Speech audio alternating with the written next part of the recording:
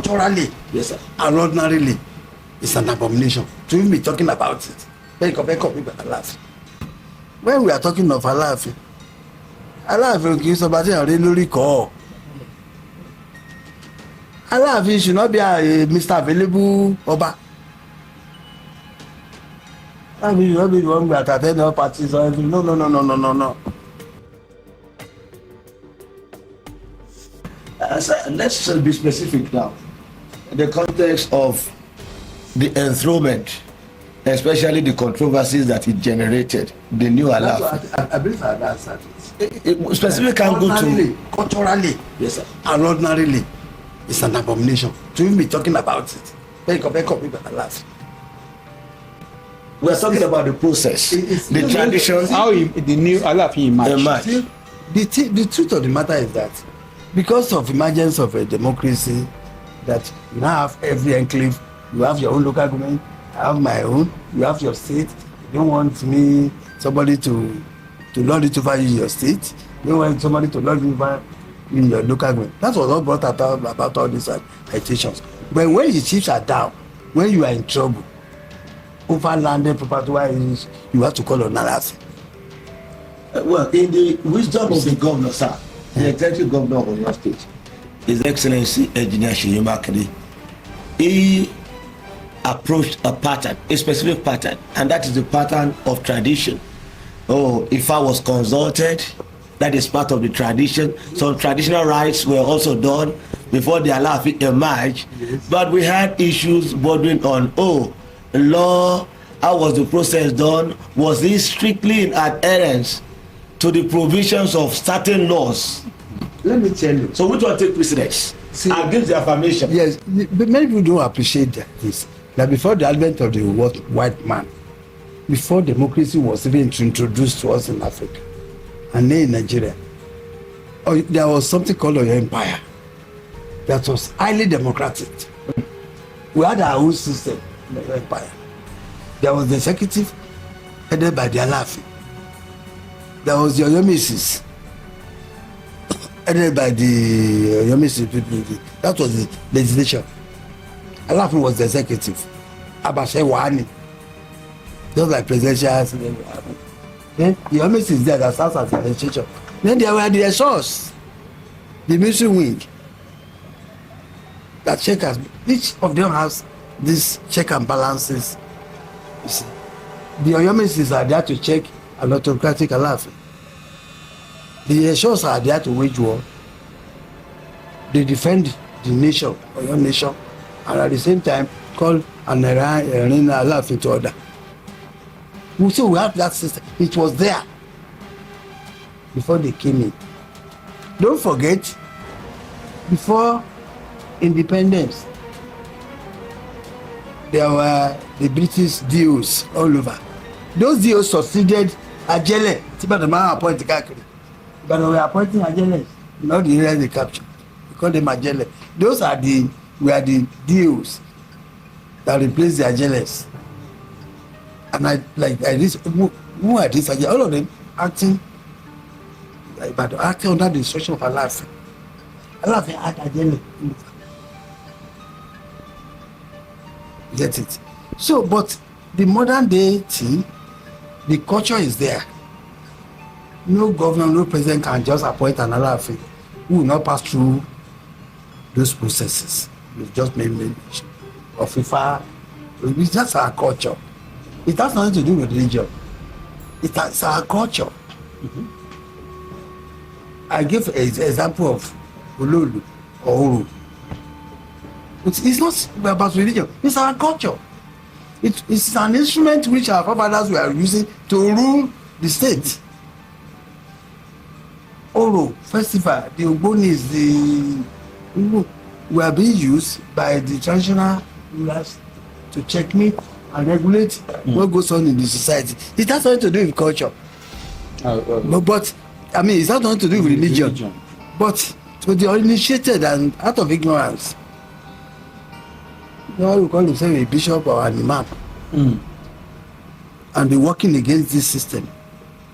That's actually culture. I mean, religion. It is our own cultural way of life.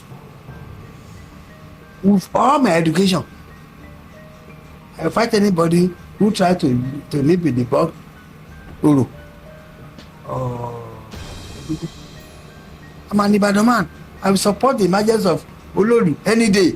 Alapasampa any day. It has nothing to do with my faith. As a religionist, no. So all these things, but the politicians have brought in politics to bear, and because of these political gerrymandering things, they've introduced so many things.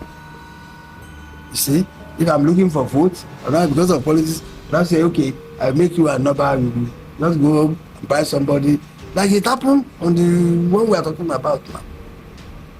The processes were set in place. But somebody somewhere, they had to be bribing to introduce monetary, pecuniary, this into it.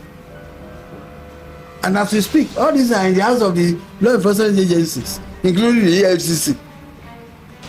So the point I'm trying to make was that even the system we inherited did not allow for corruption. It did not allow for the type of things some people are trying to do by introducing, instead of allowing IFA to do its duty, they now introduce corruption. Dollars is now doing the job of IFA. And because we started introducing things that were alien and strange to our customs, that's why we're having all these absurdities around us. Absurdities, you call them. With the full instrument of office, the power, both legal and traditional, and all the regalia that the Alaafin possesses now as the 46th Alaafin. We must strengthen it with political power. We must strengthen the position of Alaafin, the position of Oni, the position of Awujale, the position of Olubari. We must strengthen it. It's in our own interest. If we lose our culture, we will lose everything. That's right. Very few have not addressed that. The Britons, the Englishman maintained his tradition till tomorrow. When Queen was being buried, everything was brought to the world, saw it. When they are doing the Halloween something in Buckingham Palace, you see what goes on there annually. They preserve their own tradition.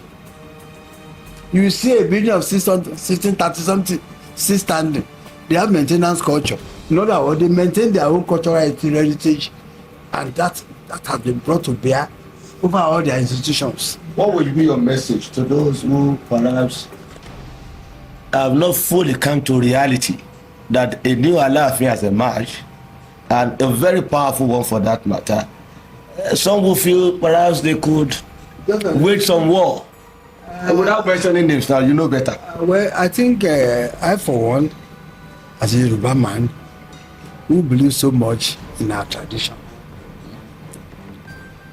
and as an elder in my own way, because I'm the Aswaju of my local community, I fought for the sustenance of our culture any day, anytime. And I will advise whosoever that is for undue freedom to watch it. We must always focus on the bigger picture of our collective interest as Yoruba. Because Nigeria is not a nation, it's a country of many nationalities. I repeat, Nigeria is not a nation, it's a country of many nationalities. It is the dream of many of you, the younger generation or Gen Zs, that want to Americanize Nigeria. It cannot work. America is made up of settlers. We are indigenous people. Yes. We own the land here.